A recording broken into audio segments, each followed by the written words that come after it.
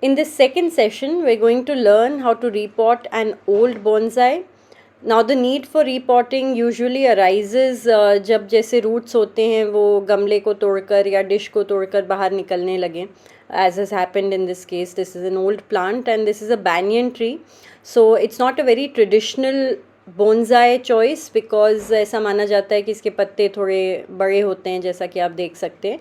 But if you keep trimming and pruning it at the right time, the leaves take the size and shape that is commensurate to a bonsai. तो ऐसा नहीं है कि आप इसको as bonsai grow नहीं कर सकते. आप देख ही सकते पापा ने ग्रो किया था. ये इनफैक्ट उन्हीं का पुराना प्लांट था. अब इसके रूट्स को सबसे पहले हमें काटना है. इसके लिए आपको सिजर्स नहीं, प्रॉपर प्रूनर या प्लांट कटर की ज़रूरत पड़ेगी. बहुत carefully you'll have to cut these because see, these are part of the parent root system, and just like humans, our roots and the roots of these plants, they shouldn't be disturbed too much. So we're just removing the excess very carefully and then we're going to replant it, repot it in this dish. अब ये bonsai dish है, थोड़ी सी अलग होती है than your usual gamlas that you see.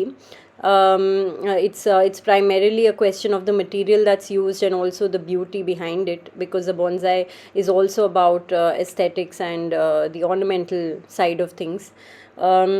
इसमें 4 holes आपको दिख रहे हैं, बट जो इससे छोटी डिशेस होती हैं उसमें 2 होल्स होते हैं. एंड ये पॉट को थोड़ा पोरस भी बनाते हैं और उसके साथ साथ इसके और भी फ़ायदे हैं, जैसे कि अब हमने इसमें एक वायर को डायगनली निकाला और ये वायर हम दोनों आप देख सकते हैं इससे हमने इसलिए निकाला है because we'll use this to anchor the plant into this pot. So that will give it firmness and make it steady. और जब ये ऐसे आपका वायर निकल आए दोनों एंड्स से, तो your job's not done. What you will have to do now is you will have to turn the pot and then you will have to flatten this wire out a bit, इस तरह से, ताकि ये अपनी जगह पे थोड़ा सा स्थिर हो जाए. And again this wire is a bit stiff, थोड़ा सा चुस्त होता है ये, तो आपको इसको थोड़ा ध्यान से मोल्ड और शेप करना होता है. But in fact that is one of the benefits because it has that sort of shape giving quality to it, therefore you can use it for a bonsai. फिर उसके बाद हम गिट्टी बिछा रहे हैं इसमें. आइडियली जीरा गिट्टी बिछाई जाती है. नाउ व्हाट इज़ जीरा गिट्टी? Basically it's a bit more, it's finer, it's smaller, but for lack of that we have used the usual गिट्टी. और उसके बाद इन वायर्स पे आप देख रहे हैं हम ये मैट तरीके के स्क्वायर्स लगा रहे हैं. ये बेसिकली कोई भी आप क्लॉथ का, प्लास्टिक का, जिसका भी आपको मिल जाए, मैश टाइप का होता है. तो गिट्टी और मैश जो आप देख रहे हैं इनके पर्पसेस ये हैं कि they will keep the pot as such quite porous and it will be easy for water to flow through it, but at the same time while the water percolates in the soil it will not remain in it for too long, तो ताकि आपकी roots और plant जो है वो excess water से rot ना हो. Now onto the soil. In this we have broken and added some pieces of brick as well.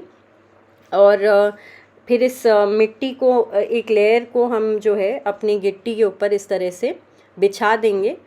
And this is to give it a sort of base अभी हम बना रहे हैं before we actually repot it. And now here's our plant. उसका हमने पुराना roots काट दिया था, अभी हमने इस पे रखा है on the pot. And now we are going to gently start breaking the parent soil. जो इसकी मिट्टी थी उसको धीरे धीरे हाथ से हम ब्रेक करना शुरू करेंगे.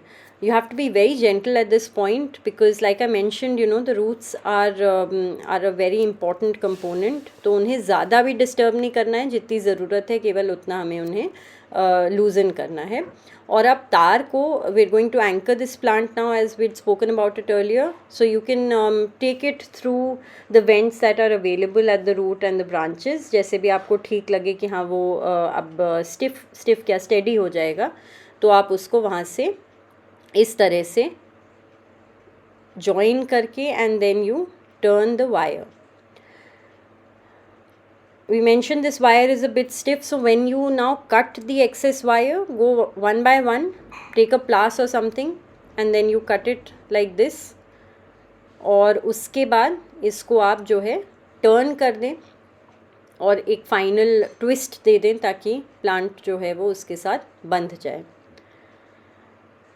नाउ आप एक खुरपी लेके या कोई भी ऐसा गार्डन इम्प्लीमेंट लेके धीरे धीरे मिट्टी को लूजन आउट करें और बहुत केयरफुल रहें कि रूट्स जो हैं वो कटे नहीं, फाइब्रस जो रूट्स हैं बहुत ज़्यादा ना कटे, और फिर जो है मिट्टी का लेयर आप इस पर अच्छे से बिछा दें। धीरे धीरे जब इस पे मिट्टी का एक लेयर हो जाए तो जो भी पुराने वायर्स अब जैसे इस प्लांट में थे, पापा ने उस टाइम लगाए थे, तो वो अब प्लांट शेप ले चुका है and the wires have left their place, तो आप उन्हें काट सकते हैं। Now we are poking the soil with a chopstick. Now this process, like I said, it's called poking. The idea behind it is to create space for soil and at the same time for more moisture and air to seep into the soil, basically creating a healthy environment for this newly repotted plant. और फिर जो भी आपको excess space और मिलेगी through poking, you add some more soil to it and then you clean the dish. Brush से भी आप clean कर सकते हैं, up to you. Now for the final touches, this was originally also a bonsai with rock. तो इसको ये जो रॉक था जो लगाया गया था पेड़ के साथ, उसको हम वापस से इसके साथ लगा देंगे। इसका जो डायरेक्शन ऑफ ग्रोथ है उसी के अलोंग हम लगा रहे हैं, तो 2 एंड्स पे ग्रो कर रहा है। और कोई भी आपको रूट या ब्रांच जो दिख रही है उसको आप इसके ऊपर इस तरह से ट्रेन कर दें तो वो ग्रेजुअली होपफुली इसके अलोंग ग्रो करेगा। फाइनली आप इस पर एक स्प्रिंकलर या इस तरह से शार दें पानी का and water it adequately such that the water starts flowing through the holes at the bottom of the dish, you will get to no.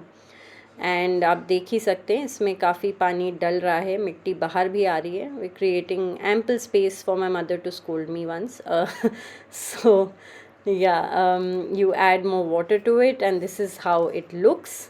Bonsai इसका एक फ्रंट होता है जैसे कि आपको दिख रहा है, एक साइड व्यू है, तो जिस भी हिसाब से वो ग्रो कर रहा है, जिस भी डायरेक्शन में ग्रो कर रहा है उस हिसाब से इसका ओरिएंटेशन आप मान सकते हैं फ्रंट और बैक कौन सा है। So this is how it looks finally and you clean it up and hope it grows to be a healthy plant. Thanks for watching.